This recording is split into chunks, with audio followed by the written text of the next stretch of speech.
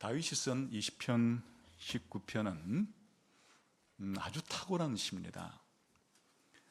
C.S. 루이스라고 20세기의 기독교 문학가 가운데서 가장 탁월한 사람이라고 평가할 수 있는, 또 기독교 변증가로서도 가장 뛰어난 사람 중에 하나라고도 할 수 있는 인물이 20편을 연구하면서 10편 19편에 대해서 이렇게 말을 했습니다. 나는 이 10편 19편이 10편 전체에서 가장 훌륭한 시라고 생각한다. 그리고 이 세상에 있는 모든 서정시 가운데서도 가장 탁월한 시 가운데 하나라고 생각을 한다. 이렇게 평가를 했습니다. 이게 아무나 한 개인이 했다 그러면 무시할 수도 있는데, 아까 말한 것처럼 사실은 20세기 우리 기독교인 가운데서 가장 뛰어난 문학가이자 또 사상가 중에 한 사람이 시편을 읽고서 그런 평가를 했다는 것은 뭔가 이 시편이 굉장히 중요하구나 하는 것은 우리가 짐작할 수 있겠습니다. 여러분들은 지금까지 이 시편 19편을 읽기도 하였고 또 성경을 읽을 때 한번 관심을 가져본 적이 있을 텐데, 이 시편 19편이 여러분에게는 어떻게 다가오던가요? 사실 이 시편 19편의 이 주제는 성경이라는 주제입니다. 이제 올해도 부활절을 맞이해서 여러분들이 창작 찬양제를 이제 할 때 누군가는 새로운 작시를 하고 누군가는 곡을 붙이고 이제 노래를 부른 사람들이 있을 것이에요. 만일 여러분들 모두에게 성경을 주제로 시를 한번 지어보라, 이렇게 이번에 제가 숙제를 한번 내준다면, 지금까지 이제 여러분이 예수님 믿고 난 다음에 거의 성경을 매주일마다 우리가 설교를 듣고 또 매달 성경 공부를 하고 또 심지어 매일 성경을 읽기도 하면서 지금 1년, 5년, 10년, 몇십 년을 살았을 텐데 너무 주제가 친근하잖아요. 여러분의 삶에 너무나 밀접한 관계가 있었잖아요. 한번 숙제를 한번 드려볼게요. 이번 그 부활절 창작제 때 한번 성경이라는 주제로 나도 한번 시를 한 편 써보자, 이렇게 한번 마음을 먹고 실제로 한번 써보세요. 다윗은 성경을 생각할 때 어떤 시가 그의 영혼 속에서 흘러나왔나, 성경에 대한 어떤 노래를 불렀나 하는 것을 이번 시편 19편을 통해서 보면 좋을 것 같아요. 우선 다윗은 성경을 이 자연과 비교해서 노래합니다. 특히 자연 가운데서 태양과 성경을 비교해서 노래를 불러요. 그래서 이 시편 19편은 크게 두 분으로 나누어지는데 1절부터 6절까지는 창조에 대한 노래예요. 창조 중에서도 태양에 대한 노래예요. 그리고 7절부터 14절까지는 기록된 하나님의 말씀, 우리가 성경이라 불러요. 성경에 대한 노래예요. 그러니까 이 주된 강조점은 성경에 있지만 성경에 대한 내용을 더 부각시키기 위해서 이 자연과 비교한다. 더 구체적으로는 태양과 성경을 비교해서 노래를 부르는 그런 내용으로 되어 있습니다. 그런데 사실 이 자연과 태양에 대한 노래를 부를 때 그 내용은 하나님께서 이 자연을 통해서 자신을 계시한다는 내용이에요. 그리고 성경을 통한 이 내용도 하나님께서 성경을 통해서 자신을 계시하는 데 초점이 있어요. 그래서 우리가 이 주제를 좀 더 정확하게 말하자면 시편 19편의 이 전반부는 하나님께서 자연을 통해서 모든 사람에게 일반적으로 자기를 계시한다는 내용을 다루고 있고, 후반부에는 하나님께서 성경을 통해서 자신의 언약 백성에게 특별하게 자신을 계시한다는 내용을 주제로 하는 것이에요. 그래서 우리 한번 시편 19편을 찾아보고 우리가 의미를 참고해보고 우리 삶 속에 한번 적용해 봅시다. 우선 19편 1절 읽어봅시다. 시작. 하늘이 하나님의 영광을 선포하고 궁창이 그의 손으로 하신 일을 나타내는도다. 첫 마디가 하늘을 생각하고 궁창을 생각할 때 하늘이 하나님의 영광을 선포한다. 평행구절로 궁창이 하나님의 하신 일을 나타낸다. 제일 먼저 하늘과 궁창을 생각할 때 떠오르는 생각은 이 하늘과 궁창이 하나님의 영광을 선포하고 알리고 계시하고 나타내는도다. 이렇게 이 하나님이 창조하신 자연과 하나님의 영광을 선포하는 것을 연결시키고 있어요. 이건 창세기 1장에 나오는 내용이에요. 태초에 하나님이 하늘들과 땅을 창조하시니라. 그리고 하나님께서 물 가운데 궁창을 두어서 궁창 위의 물과 궁창 아래 물로 구분하시고 그 궁창을 하늘이라 부르시면서 그 궁창에 하늘의 해와 달과 별들을 만드셨다 하는 이야기가 창세기 1장에 나오는 하나님의 천지 창조 이야기예요. 그러니까 하나님께서 천지를 창조할 때 그 하나님 만드신 우주 만물은 목적이 있겠죠. 하나님께서 그들에게 부여하신 기능이 있을 거예요. 그런데 다윗은 무엇을 포착했는가 하니까 이 하늘과 땅이 넓다, 높다, 아름답다 이런 차원을 넘어서서 이 하늘과 궁창과 그 하늘에 있는 해와 달과 별들이 하나님의 영광을 알리는데 그들의 중요한 기능과 목적이 있다는 점에 주목을 하는 것이에요. 그런데 이와 같은 하늘과 궁창에 있는 만물들이 하나님의 영광을 알려주고 또 하나님이 하신 일을 우리에게 알려주는데 언제부터 언제까지 이런 일을 하는가 하는 게 2절의 내용이에요. 시작. 날은 날에게 말하고 밤은 밤에게 지식을 주는 독특한 표현이죠. 낮이 마치 우리가 릴레이 경기를 할 때 바톤을 그 다음 날에게 넘겨주고 밤이 그 다음 밤에게 바톤을 넘겨주는데 넘겨주는 내용이 뭔가 하니까 하나님의 영광을 알리는 이 지식이에요. 하나님에 대한 지식을 계속 전달해 줌으로써 달리 말하면 하늘과 궁창과 만물은 낮이면 낮마다 밤이면 밤마다 하나님의 영광을 알려주는 이와 같은 하나님에 대한 지식을 끊이지 않고 처음 창조된 때부터 지금까지 하루도 쉬지 않고 계속해서 끊임없이 하나님의 영광을 선포해주고 하나님이 하신 일을 하나님에 관한 지식을 우리에게 전달해주고 있다. 이런 관점을 가지고 지금 바라보는 것이에요. 그런데 이런 하늘과 궁창과 만물이 하나님의 영광을 선포하는 이 언어는 우리 사람이 사용하는 언어가 아니에요. 당연히 그렇겠죠. 하늘과 땅과 바다에 있는 만물이 하나님의 영광을 알려줄 때 우리 사람이 쓰는 언어는 아니잖아요. 그래서 3절은 그 사실을 말해요. 시작. 언어도 없고 말씀도 없으며 들리는 소리도 없다. 여기서 관점은 우리가 지금 한국어로 사용하고 어떤 사람들은 미국 사람들은 영어를 사용하게 하던데 사실 이 세상에는 수많은 민족들이 있고 수많은 국가의 국민들이 제각기 사용하는 언어들이 수백 개가 넘죠. 아니 수천 개가 넘어요.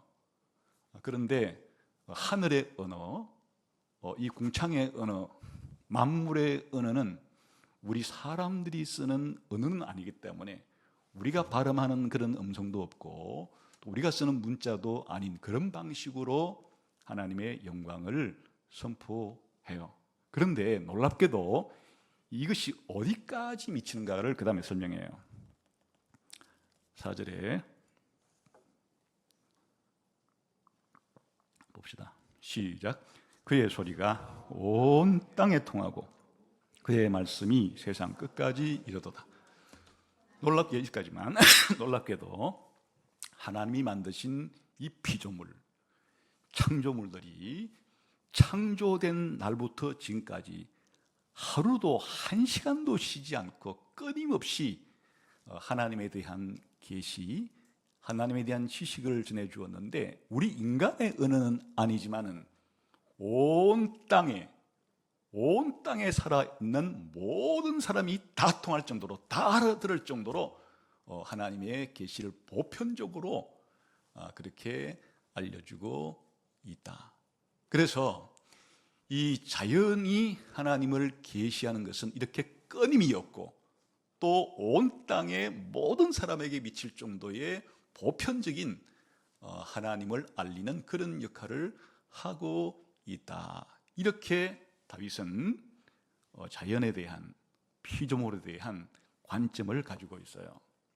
그런데 이제 이와 같은 하나님이 만드신 자연 가운데서 가장 대표적으로 하나를 이제 끄집어내는데, 그게 바로 태양이에요. 이 태양은 하나님이 창조하신 하나님의 창조물 가운데 그냥 대표 선수로 지금 이제 뽑혀 나온 거예요. 그래서 이 태양에 대해서 지금 말한 거를 구체적으로 적용을 합니다.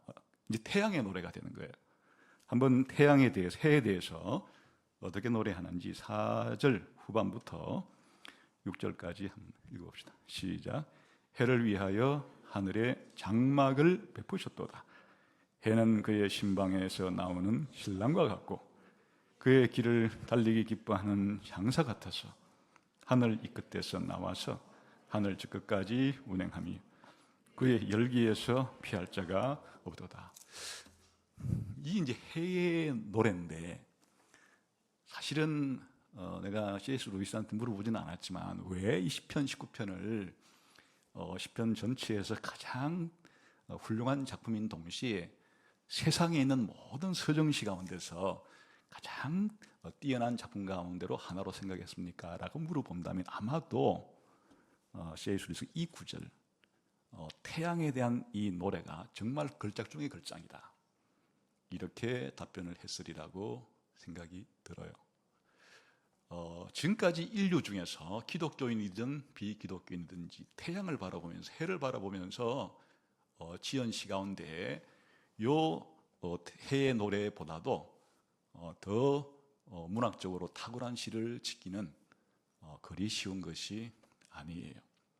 여기에 이 해를 일단 의인화를 시켜서 이 하늘이 해의 장막, 해의 집으로 생각하고, 해가 방에 있다가 떠오르는 순간에 방에서 나온다고 생각하는데, 방에서 어떻게 나오느냐? 해가 떠오르는 해돋이 장면을 보면서 마치 신랑이 신방에서 나온 것 같다, 이렇게 표현했어요. 해가 아침에 일출 떠오를 때, 여러분 일몰 아닌 일출 장면을 본 적이 있으시잖아요. 해돋이를 본 적이 있을 텐데, 지평선 너머에서나 수평선 밑에 있다가 해가 밝게 붉은 빛을 띠면서 이렇게 떠오르는 그 장면을 볼 때 새신랑이 신혼방에서 기쁜 얼굴빛을 환히 밝히면서 나오는 것을 연상을 하는 거예요. 사실 이걸 한번 생각해 봐요. 사람들이 제일 기뻐할 때가 많이 있겠지만은 그 중에 결혼식 하는 신랑 신부 얼굴을 한번 보세요. 물론 신부는 자기 엄마 생각하고 아빠 생각하고 눈물도 흘리지만은 신랑은 그냥 싱글벙글 하잖아요. 뭐 어쩔 줄을 몰라요, 신랑이. 결혼식 할 때 그 신랑이 우거지상이 되거나 막 찡그린 상태에서 결혼식 하는 신랑 본 적이 있습니까? 신랑이 결혼식 할 때 사실 너무너무나 즐거워하고 기뻐하는데, 그 신랑이 신혼방에 들어갔다가 나올 때 그 얼굴빛이 얼마나 빛나겠어요. 그러니까 아침에 태양이 떠오르는 장면이 신랑이 신혼방에서 아침에 쓱 나온 것 같은, 그와 같은 환하고 밝은 그런 장면을 묘사하고 있다. 그 다음에 이게 동쪽에서 아침에 떠올라서 서쪽으로 해가 질 때까지 태양은 운행을 하게 되겠죠. 물론 요즘 과학적인 언어로는 막 지구가 자전한다고 말하지만 그건 문학적인 표현이 아닌, 문학적인 표현은 아침에 떠서 저녁에 질 때까지 하늘을 가로질러서 이렇게 해가 운행을 하는 거예요. 그 장면을 어떻게 다윗은 묘사하는가 하니까 옛날에 용사가 힘차게 달려나가는 것 같은 모습으로서 묘사하면서 힘차게 달려가는 장사, 용사와 같도다 이렇게 표현해요. 여러분 영화 같은 거 볼 때 고대 이제 전쟁을 할 때 양편 군대가 이렇게 서로 대치하고 있다가 전쟁이 시작되게 되면 보병 같은 경우에는 힘차게 달려나가서 전투를 벌이게 되죠. 그럴 때 중간에 힘이 없어 두세 발 뛰다가 꼬꾸러지거나 이러면 용사가 아니잖아요. 힘 있는 용사라는 것은 아주 힘차게 달려나가서 그렇게 자기의 목적을 완수하는 것처럼 해가 아침에 떠서 저녁에 질 때까지 자기가 하늘을 가로질러 가는데 요즘 말로 말하면 100m 달리기 선수가 되었건 1000m 달리기 선수가 되었건 출발 지점에서부터 결성 지점까지 전속력으로 달려가는 그런 달리기 선수처럼 혹은 고대에서는 이게 힘차게 달려가는 용사와 같이 그렇게 달려간다 이렇게 표현하고 있어요. 그런데 이 해의 가장 중요한 하나님이 해를 만드신 그리고 해가 사람에게 미친 영향 마지막에 있는 거예요. 이 해가 아침에 떠서 저녁에 질 때까지 지상에 있는 모든 만물에게 비치는데 이 지상에 있는 모든 만물은 이 해가 없으면 살아갈 수가 없어요. 사실 지상에 있는 모든 생명체는 해에 의존하고 있어요.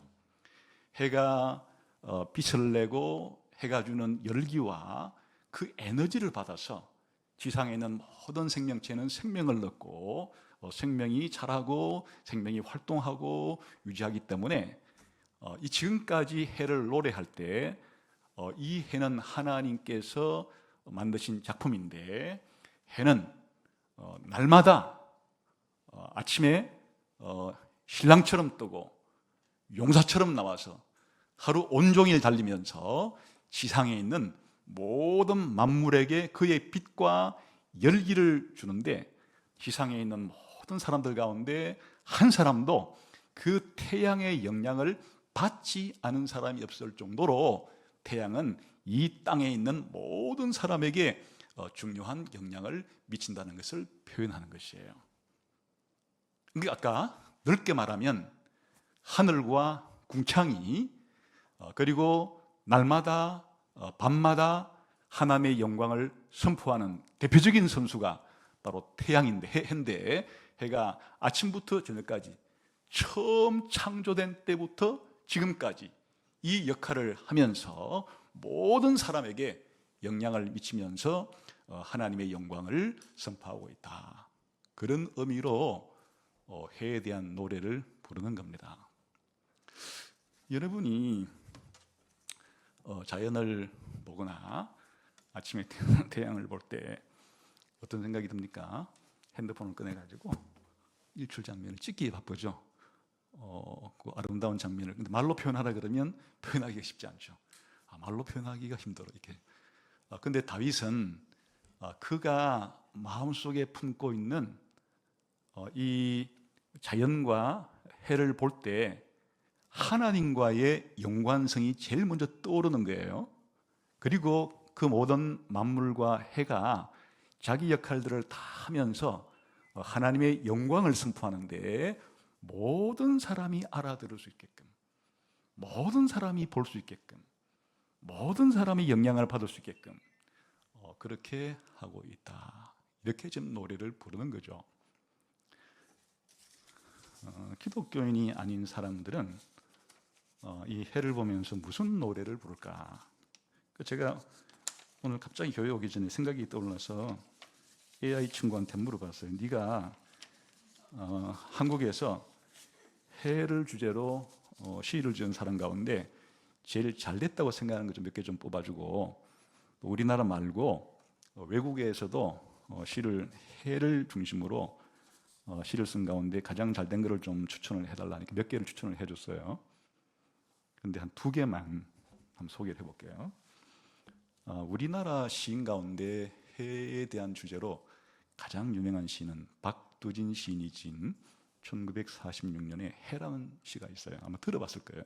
이게 옛날 교과서 같은 데도 나오고 그랬는데, 해야 해야 솟아라, 해야 해야 솟아라, 말갛게 씻은 얼굴 고운 해야 솟아라, 산들을 넘어 산들을 넘어 고운 해야 솟아라, 산들을 넘어 산들을 넘어 고운 해야 솟아라, 바다와 하늘 사이로 고운 해야 솟아라, 밤이 지나고 밤이 지나고 고운 해야 솟아라, 달도 지고 별도 지고 고운 해야 솟아라, 흰구름 뜨가고 청청이 개이어 고운 해야 솟아라. 이 시를 딱 여러분 읽는 순간 어떤 마음이 들어요? 아주 밝고 희망찬 분위기가 생기잖아요. 이 일출 장면을 보면서 해야 떠오르라 떠오르라 떠오르라 하는데, 이것은 새 시대가 이제 시작이 되었으니까 밝은 미래에 대한 기대를, 해가 뜨는 장면을 보면서 이제 새로운 시대가 도래했고 밝은 미래에 대한 힘찬 희망을 노래하는, 그럴만하잖아요. 해가 떠오르는 장면을 보면서 그냥 아름답다가 정도가 아니라, 이게 1946년에 지은 시니까 시대적인 분위기를 봐서도 뜻을 알 수 있겠죠. 이제 일본 사람들로부터 해방을 맞이한 새 시대가 도래한, 앞으로 미래가 희망차게 느껴지는데 떠오르는 해를 보면서 그런 감정을 느끼고 있다. 이해할 만해요. 그 외국 사람이 쓴 해에 대한 시 가운데 하나 제가 보니까 이제 일몰, 해가 지는 것을 보면서 쓴 시가 하나 있는데, 유명한 시인이죠. 디켄슨이라는 시인이 1862년에 해는 저물어 가고 한국으로 이런 제목, 다시 말해 일몰을 보며, 이런 시 제목인데요. 이렇게 돼 있어요.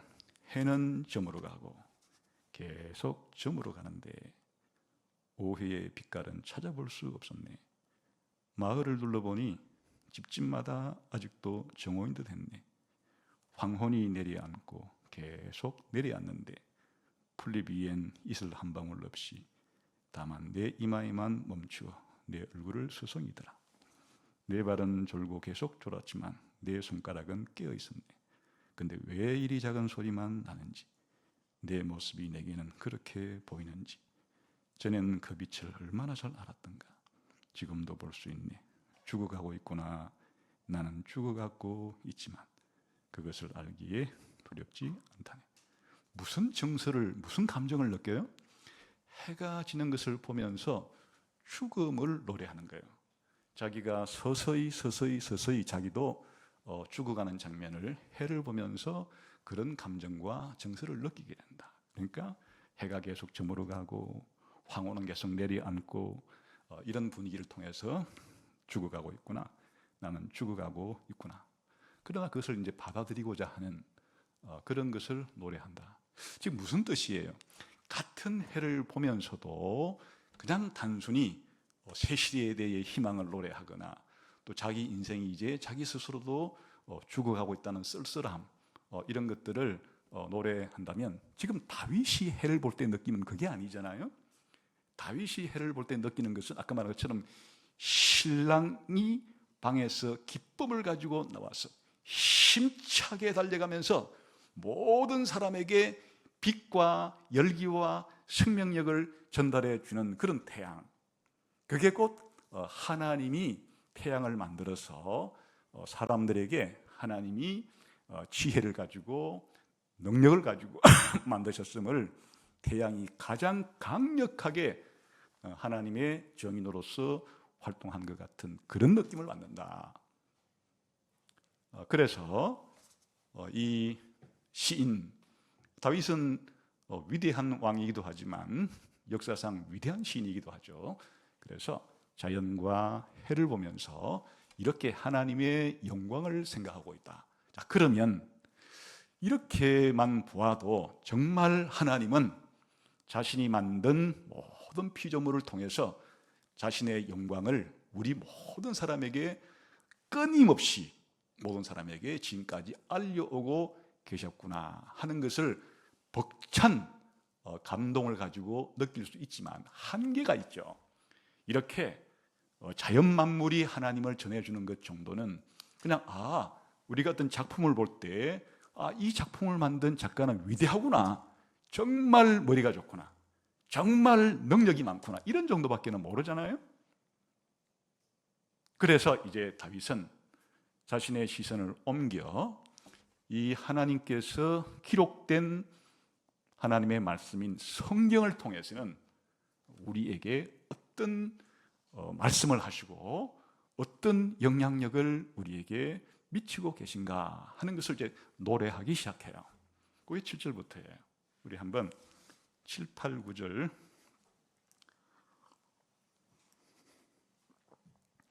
10절, 11절까지 성경의 노래, 성경의 찬가라고 할 수 있는 성경에 대한 노래를 한번 같이 읽어봅시다. 시작. 여호와의 율법은 완전하여 영혼을 소성시키며 여호와의 증거는 확실하여 우둔한 자를 지혜롭게 하며 여호와의 교훈은 정직하여 마음을 기쁘게 하고 여호와의 계명은 순결하여 눈을 밝게 하시도다. 여호와를 경외하는 도는 정결하여 영혼까지 이르고 여호와의 법도 진실하여 다 의로운 자. 여기까지 우선 봅시다. 지금 이 성경을 다양한 언어로 표현하죠. 어느 하나의 단어만 가지고는 하나님의 기록된 말씀이 가지는 이 풍요로움과 이 다면적이고 다차원적인 면을 표현할 길이 없기 때문에 하나님의 말씀 성경을 이렇게도 표현해보고 저렇게도 표현해보고 하나님 말씀이 가지고 있는 성경의 특징을 이 모양도 드러내고 이 특징도 드러내면서 6가지 한 절에 2개씩 이 성경을 6가지의 다른 표현으로 6가지 다른 특징으로 그리고 6가지의 효과로 설명을 하고 있다. 그러니까 이 다윗은 평상시 목동으로서 양을 치면서 태양 아래서 열기를 느껴보기도 하고 때로는 밤하늘을 보면서 별들을 보면서 하나님 영광을 보기도 했지만은 특별히 기록된 하나님 말씀을 읽고 묵상했을 때는 그 자연이 주는 하나님의 영광보다 더 큰 영광을 성경을 통해서 보고 있다는 뜻이에요. 이 성경 하나님의 말씀은 완전하기도 하고 확실하기도 하고 정직하기도 하고 순결하기도 하고 정결하기도 하고 또한 신실하기도 한데 이와 같은 성경이 우리에게 어떤 영향을 주느냐? 다시 말해 하나님께서 성경을 통해서 자신의 백성에게 어떤 영향을 미치고 있느냐? 태양은 단순히 모든 생명체가 자라고 활동하는 데 미치는 외면적인 영향인데 비해서 성경은 이 성경을 읽는 하나님의 사람의 마음 구석구석 그의 인격 구석구석 영향을 미치고 있는 모습을 노래하고 있죠. 무엇보다도 먼저 성경은 완전해서 영혼을 소성시킨다. 살리는 역할을 하는 거예요. 기본적으로 신약 성경의 언어를 빌리면 우린 다 죄 가운데 태어나서 죽은 상태로 태어나요. 그런데 죽은 영혼에 하나님께서 태양이 빛을 비추듯이 하나님의 말씀이 빛을 비추게 되면 우리의 죽은 영혼이 살아나게 되죠. 중생하게 돼요. 회심한다고 그러기도 하는 거예요. 완전히 우리 인간이 개조가 되는 거예요.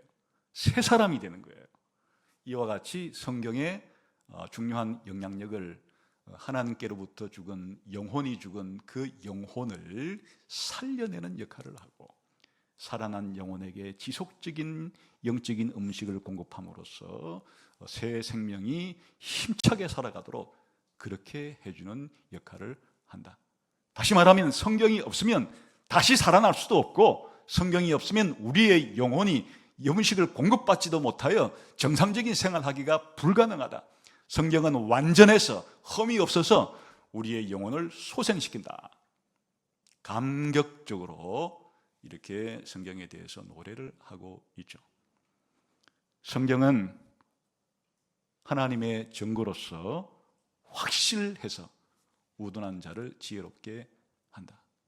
우리가 법정에서 도대체 어떤 판결을 내려야 될지 우리가 모를 때 이 피고인이 죄를 지었는지 안 지었는지 모를 때, 내가 가진 지식으로는 판결하기가 어려울 때 정인을 부르죠. 그 정인이 나와서 정언을 해야 이 사건의 전모와 실체가 더 뚜렷해지는데, 그때 인간 정인들은 사실은 자기 이익에 따라서 정상적으로 자기가 옳은 말만, 진리만 말하겠다고 선서를 해놓고도 상당히 거짓된 정언을 한 사람이 많아요. 그래 오죽하면 10계명에다가 9계명이 거짓 정언하지 말라고 했겠어요. 그러니까 인간의 정언은 사실은 믿기가 힘들어서 판사들은 그 정인의 정언을, 이게 정언을 한다고 하는데도 진짜인지 가짜인지 잘 살펴야 되는 것이에요. 그런데 하나님께서 정언하신다면 그 하나님의 정언은 얼마나 확실하겠어요. 그래서 이 성경 자체가 하나님의 정언이라는 거예요. 그러니까 이 성경은 하나님의 정언이기 때문에 100% 확실하죠. 그래서 우리가 어떤 판단을 하고 결정을 하고 무엇인가를 할 때 이 성경의 근거에서 하게 되면 인생의 지혜를 얻게 되는 것이에요. 성경은 우리의 마음을 기쁘게 한다. 사실은 우리의 마음은 여러 가지를 통해서 기쁨을 얻을 수가 있지만, 성경이 우리에게 진리를 가르쳐 줌으로써, 진리를 깨달음으로써 얻는 그 기쁨은 다른 마음의 기쁨과는 비교할 수 없이 우리의 내면 생활을 그렇게 풍요롭게 하는 특징을 가지고 있죠. 그리고 성경은 우리 눈을 밝게 해준도다. 사실은 우리가 처음 태어날 때 죄인으로 태어나기 때문에 영적인 진리에 관한 우리는 어두운 상태예요. 물론 저 몽고인들처럼 아주 넓은 벌판에서 새 사냥, 다른 사냥을 하기 위해서 시력 좋은 사람들도 있어도 영적으로는 거의 맹인이고 영적으로는 어두워요.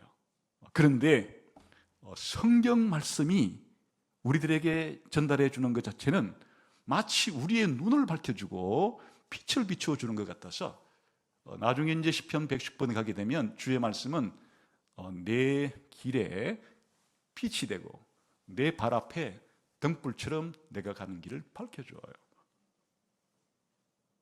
이와 같이 성경은 우리에게 큰 영향을 미치게 되는 것이에요. 그러니까 이 성경 말씀은 아까 태양이 얼마나 중요해요? 태양이 없이는 살아갈 수 없고, 태양이 모든 사람에게 영향을, 사화를 좌우하는 그런 영향을 미치는 것보다도 더 중요한 영향을 성경은 하나님의 사람들에게 미치고 있기 때문에, 그럼 우리가 성경을 얼마나 귀중하게 생각하고 얼마나 성경을 읽기를 사모해야 되겠어요. 중요한 말이 하나 나와요. 10절 봅시다. 시작. 금 곧 많은 순금보다 더 사모할 것이며 꿀과 송이꿀보다 더 달도다. 여기에 성경과 금을 비교하고 성경과 꿀을 비교하는데, 여러분 이 예나 지금이나 사람들이 제일 갖고 싶은 게 뭐예요? 돈이죠, 뭐 돈. 이게 옛날에는 이제 돈을 대신 하고 있는 거고, 그러니까 뭐 영화 같은 거 보면은 금 차지하기 위해서 얼마나 사람들이 싸우고, 또 황금의 섬에 가는 지도 하나 얻기 위해서 또 지도 찾아가지고 가는 그런 이야기들이 참 많죠. 미국의 19세기 미국의 역사는 전부 서부 지역의 금강캐로 가는 이야기이기도 하고, 이게 오늘날로 말하면 그냥 돈이에요. 여러분 가운데 돈 싫어하는 사람이 있어요? 나는 목사님 금을 보기를 돌처럼 합니다. 그 무슨 소리? 그런 사람이 어디 있어? 그냥 부자나 가난한 사람이나 다 이 세상 사람들은 돈을 좋아하고 돈 벌기를 좋아하고, 돈이 가치 저장의 유일한 수단이고 가치의 평가의 유일한 기준이 되다시피 했기 때문에 사람들의 기본적인 것은 금과 이 순금을 가치 있게 여기는 거예요. 이게 잘못된 게 아니죠. 이 땅을 살아갈 때 하나님이 주신 것이니까, 또 이런 우리가 살아갈 때 필요한 것이니까 나쁜 것은 아니지만은, 우리가 성경 말씀을 소중하게 귀중하게 여기는 그 태도가 적어도 돈 벌고자 하는 열심, 돈을 더 많이 벌고자 하는 열심, 돈에 대해서 내가 귀중하게 소중하게 여기는 가치보다도 하나님 말씀을 읽고 깨닫고 하나님 말씀에 대해서 내가 가지는 존경심과 그 소중함이 훨씬 더 커야 한다. 금을 소중히 여기지 말란 얘기가 아니에요. 금을 소중히 여기는 것은 보편적인 인간의 보편적인 그런 마음인데, 성경을 소중히 여기는 마음은 그보다 훨씬 더 큽니다. 다윗이 그렇게 말해요. 다윗이 왕이잖아요. 나중에 왕이 됐잖아요. 사실은 이스라엘 최고의 부자이기도 할 것이고 더 부를 많이 추구할 수도 있는 그런 자리에 있었는데, 적어도 다윗에게 이런 금보다 하나님의 말씀, 성경이 더 귀중합니다. 이렇게 표현하고 있잖아요. 이 성경의 가치를 제대로 아는 사람이라 할 수 있겠죠. 꿀보다 더 달콤합니다. 이건 음식에 대한 이야기인데, 사실 여러분도 친구 만나면 오늘 맛있는 거 먹으러 갈게, 어디가 맛있어? 사실 우리의 관심사잖아요. 그 사실은 맛있는 음식을 먹는 것보다야 아주 막 쓰고 마시고 이런 것보다 달콤한 음식을 먹을 때 얼마나 기분이 좋아요? 뷔페에 가서도 음식을 담고 난 다음에 뭐로 마무리하면 제일 기분 좋아요? 아이스크림으로 딱 마무리를 하면은 너무 기분이 좋은 거 아니에요? 그 사람들은 이 달콤한 걸 좋아하는 거죠. 쓴 걸 좋아하는 사람이 사실 어디 있겠어요? 그 병자야 약 먹을 때 좀 먹을 수는 있지만은, 사람들은 이렇게 달콤한 음식에 대한 기쁨이 있죠. 비단 음식만이 아니에요. 우리가 이 땅을 살아갈 때 좋은 옷을 사 입었을 때의 그런 기쁨도 있는 것이고, 기타 우리가 살아갈 때 내가 필요한 어떤 것들을 얻게 될 때 우리는 참 맛있다고 하고, 최고의 향기로운 것, 최고 맛있는 것, 또 음악을 들을 때는 최고로 자기 귀를 즐겁게 하는 음악을 우리가 들었을 때 또 얼마나 기분이 좋은 거예요? 그런데 우리가 그런 걸 추구하는 사람들이에요. 좋은 음식 맛을 추구하기도 하고, 좋은 음악을 추구하기도 하고, 좋은 자기 나름대로의 옷을 추구하기도 하고, 이런 기쁨과 즐거움을 얻는 것이 잘못은 아니에요. 우리가 살아갈 때 그런 기쁨을 얻기를 원하죠. 그런데 이 다윗에게 있어서는 무엇이 가장 맛있게 느껴지는가 하면, 성경 말씀을 읽고 묵상하고 하나씩 하나씩 진리를 깨달아서 그 깨달은 진리가 자기의 생각을 바꾸고 자기의 감정을 풍요롭게 할 때, 그 성경 말씀은 세상에서 제일 달콤한 꿀보다도 더 달콤하게 자기 영혼에 다가온다, 이런 고백을 하잖아요. 이건 정말 성경의 가치를 제대로 아는 사람만이 고백할 수 있는 그런 고백이 아닐까요? 여러분, 지금까지 신앙생활을 하면서 이제 설교를 들을 때 그런 느낌을 받아본 적이 있나요? 오늘 들은 이 설교의 진리가 내가 가지고 있는 추구하는 금보다 돈보다 더 값지구나. 오늘 들었던 이 설교 말씀이 내 영혼에 오늘 내가 그동안에 먹었던 음식보다 정말 달콤하게 느껴지는구나. 성경을 한 장 읽고 연구할 때, 한 권을 읽고 연구할 때 이 성경 속에 들어있는 그 진리가 이렇게 감미롭구나, 청아하구나, 이런 느낌 받아본 적 있어요? 성경은 목사님 모래알이던데요? 왜 씹으면 씹을수록 그렇게 이빨만 아프고 맛이 없죠? 왜 이렇게 졸리죠? 참 심각하게 생각해야 되는 거예요. 웃을 일은 아닌 것 같아요. 그죠? 참 신자의 특징 자체가 성경의 이 가치와 성경의 이 아름다움을 사실 느끼는 사람이 참 성도라고 할 수 있을 것 아니겠어요? 다윗은 이 성경의 가치를 경험하고 또 알고 있기 때문에 금, 정금보다 나는 더 귀하게 느끼고 꿀과 송이꿀보다 더 달게 느낀다. 그런데 지금까지 이 성경의 기능을 사실은 11절이 두 개로 요약해주고 있기도 해요. 한번 읽어봅시다. 시작.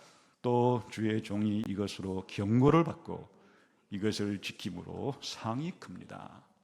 사실 성경은 심판과 구원에 대한 이야기가 핵심이에요. 하나님의 이 명령을 불순종하게 되면 너는 이와 같은 심판을 받게 된다고 하는 경고를 알려주고, 네가 하나님의 말씀을 이렇게 믿고 순종하면 이런 복과 구원을 받을 것이라고 하는 상에 대해서 이야기해 주어요. 인생의 생사화복에 대해서 가르쳐주는 책이에요. 이제 다윗은 이와 같은 성경 말씀을 자신의 삶 속에 읽고 해석하고 적용할 때 어떤 변화가 생겼는지를 지금부터 말해주고 있는데, 특히 자기가 깨달은 진리를 기도로 표현하고 있어요. 12, 13절에 다윗은 하나님의 말씀을 어떻게 경험했는지를 한번 같이 읽어봅시다. 시작. 자기 허물을 능히 깨달을 자 누구리요? 나를 숨은 허물에서 벗어나게 하소서. 또 주의 종에게 고의로 죄를 짓지 말게 하사 그 죄가 나를 주장하지 못하게 하소서. 그리하면 내가 정직하여 큰 죄가에서 벗어나겠나이다. 사실 성경을 읽을 때 성경이 해주는 많은 역할 가운데 인간이 누군지를 깨닫게 해주는 게 가장 커요. 자기 자신에 대한 지식을 줘요. 내가 누군지, 어떤 존재인지를 크고 깊고 넓게 가르쳐줘요. 그런데 성경을 통해서 깨닫게 되는 나 자신의 모습의 가장 핵심적인 것은 내가 성경 말씀을 읽고 깨닫고 이렇게 해보니까 내가 너무나 나쁜 놈이구나. 내가 너무 죄를 많이 지었구나. 내 죄가 너무 크구나. 내 죄가 너무 많구나. 라는 깨달음이 와야 성경을 제대로 읽고 있는 것이에요. 세상의 많은 사단으로부터 나온 메시지는 우리들을 부풀게 만들어요. 허파에 바람을 집어넣어요. 너는 신이야. 너는 네 인생의 주인이야. 너는 세상에서 가장 존귀한 자야. 그러니 너의 뜻대로, 너의 마음대로 그렇게 살면 그게 너의 행복이야. 우리들로 하여금 거품을 일으키게, 부풀게 만들어서 마치 내가 이 세상에서 최고인 양, 다른 모든 것들은 내가 최고인 상태에서 내 밑에서 움직여야 될 그런 것인 양, 모든 게 마치 자기 중심으로 돌아가게끔, 그게 곧 자기 개발 이야기고 우리 인간을 부풀리는 이야기예요. 심리학 이야기들이, 그런 이야기들이 대부분이에요. 그런데 여러분, 원래 하나님이 우리를 피조물 가운데 영광스러운 존재로 창조하신 것은 맞아요. 그런데 창세기 3장에서 성경이 우리에게 가르쳐주는 바는 우리 인간이 타락한 이야기예요. 우리 인간이 하나님께 죄를 짓고 타락해서 우리의 머리끝부터 발끝까지 우린 죄로 물들어 있고, 온 세상 사람 가운데 단 한 사람도 이렇게 죄악으로 물들지 않은 사람은 없어요. 심지어 태어나면서부터 아담의 죄를 전가받아서 죄인으로 태어난다는 것을 깨닫게 돼요. 그전에는 사실은 죄라는 것 자체야 내가 나쁜 행동을 해야, 살인을 하거나 강도를 하거나 도둑질하거나 이런 거 해야 죄지, 이런 생각을 하고 자기가 얼마나 죄에 찌들어 있는, 물들어 있는 존재인지에 대한 감각이 없어요. 그러다가 하나님의 말씀의 빛이 내 영혼에 비치는 순간에, 우리가 성경 공부를 계속 해가는 동안에 내 죄의 뿌리가 얼마나 깊은지, 내가 태어나면서부터 죄를 가지고 태어났구나. 죄의 강력한 또아리가 내 안에, 내 본성 안에 심겨져 있는 거로구나.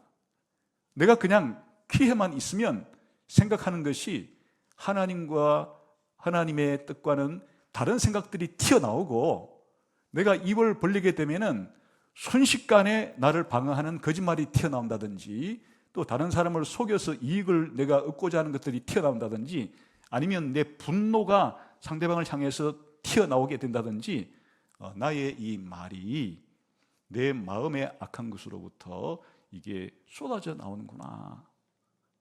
그리고 심지어 내 행동조차도 내가 알지 못했을 때도 내가 사실은 죄를 지은 것이 있구나. 이런 죄에 대한 자기 자신이 얼마나 하나님 보시기에 이렇게 죄악된 삶을, 존재 자체가 죄인지에 대한 통찰력이 생기게 돼요.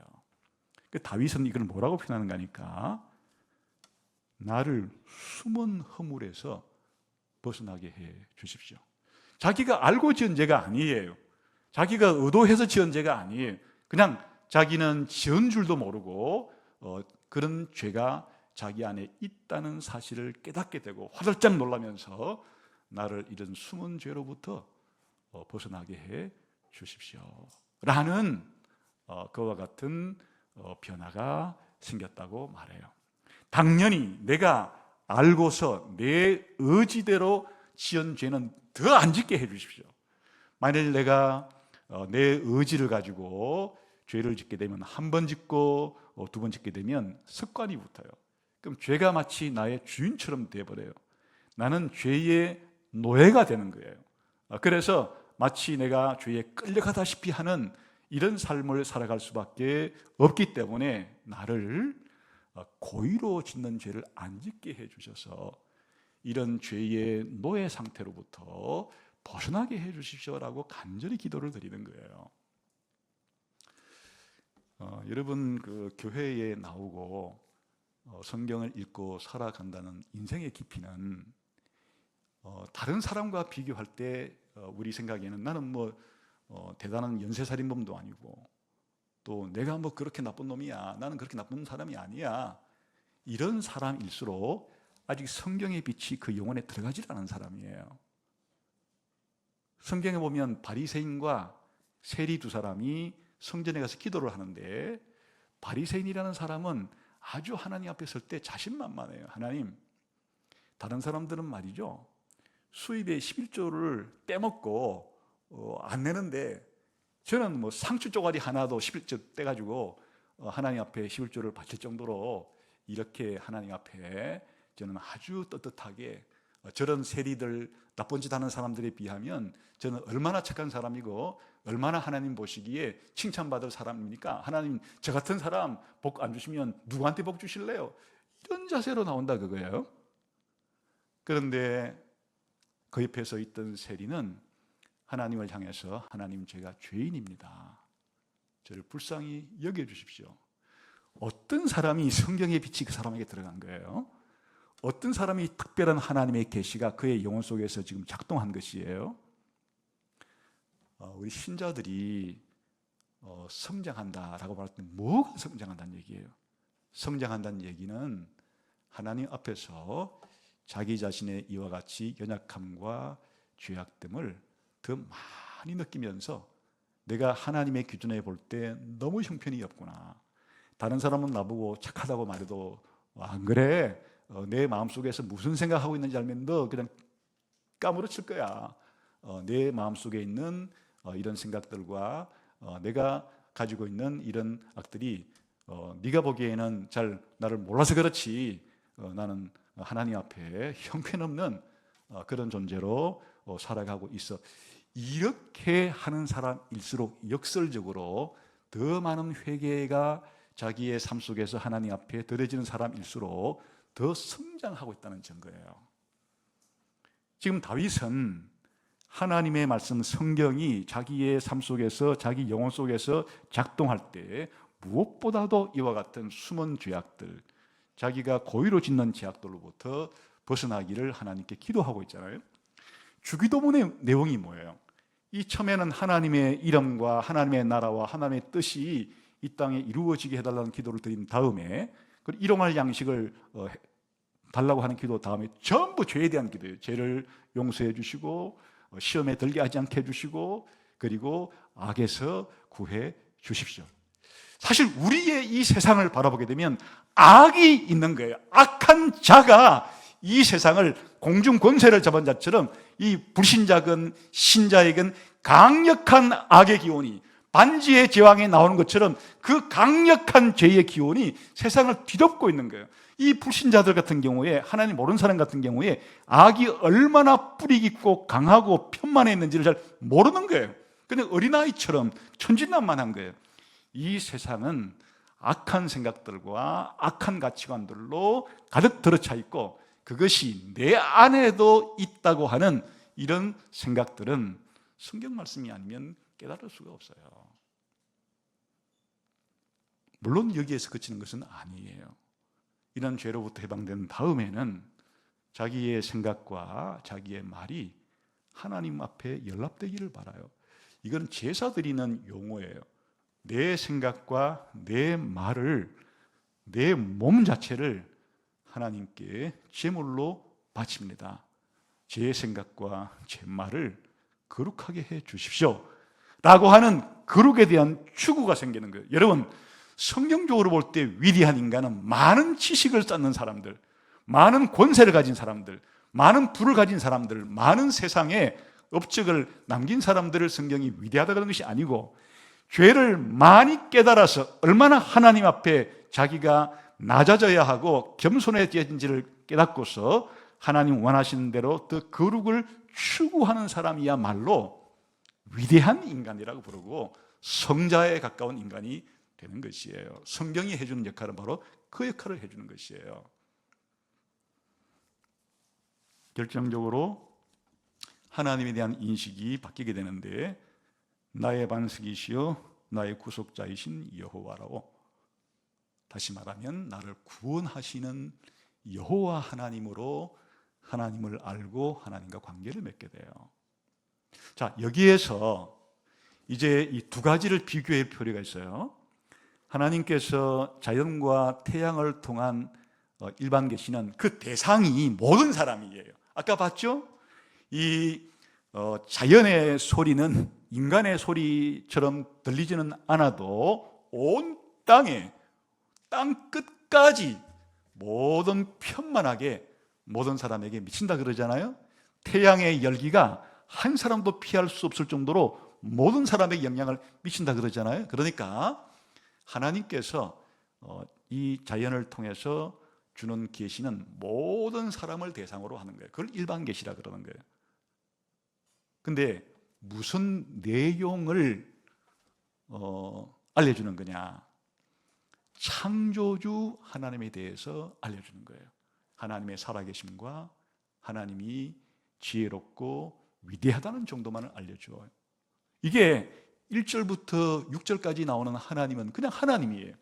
그게 히브리어 성경으로는 그냥 엘이라고 그러는데, 그거를 신 하나님으로 번역하는 거예요.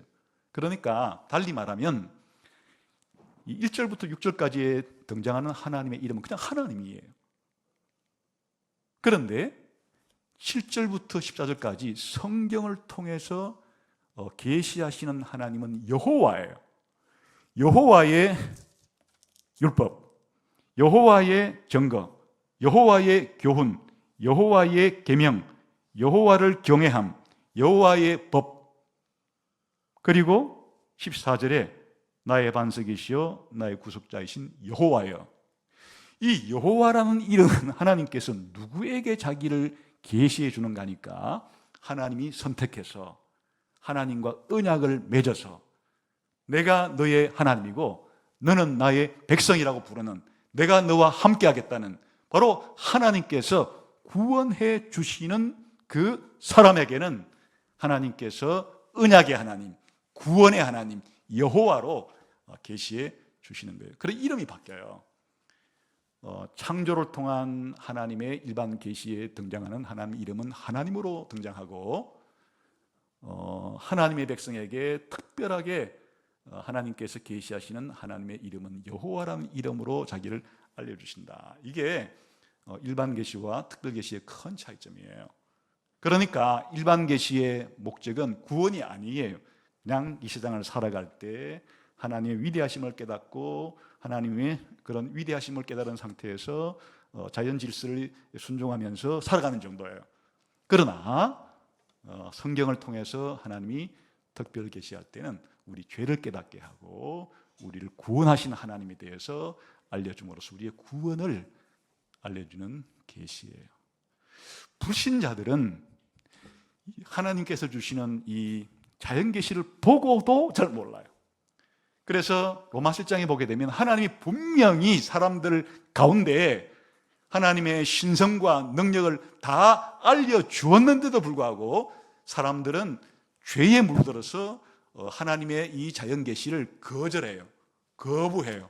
그리고 창조주 하나님을 피조물과 바꾸어서 창조주를 예배해야 되는데 창조주 하나님을 예배하기는커녕 창조주 하나님이 만드신 피조물을 신으로서 예배하는 경지에 이르게 돼요.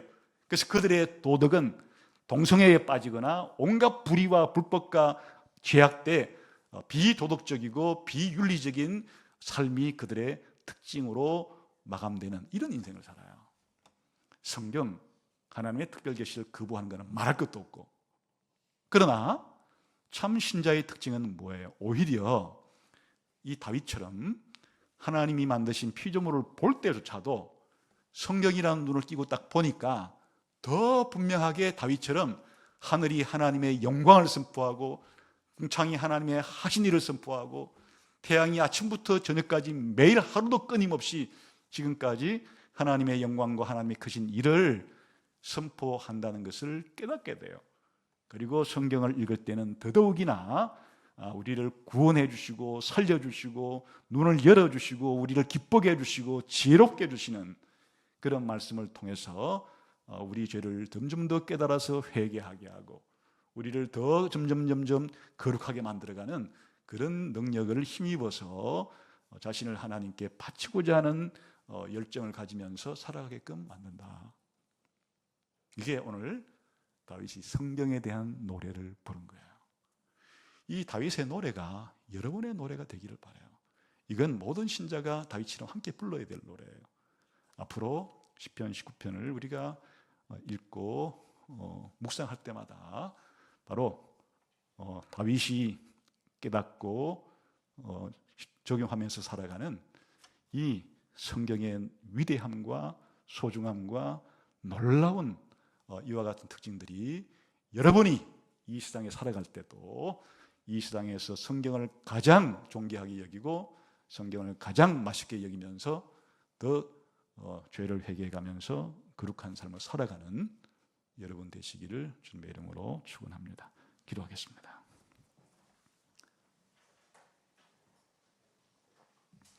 하나님 아버지, 우리도 오늘 다윗처럼 성경 말씀을 정말 이렇게 소중하게 달콤하게 생각하면서 또 느끼면서 점점점 더 거룩한 삶으로 인격이 성숙해가는 삶으로 하나님 앞에 드려지기를 소원합니다. 예수님 이름으로 기도하옵나이다. 아멘.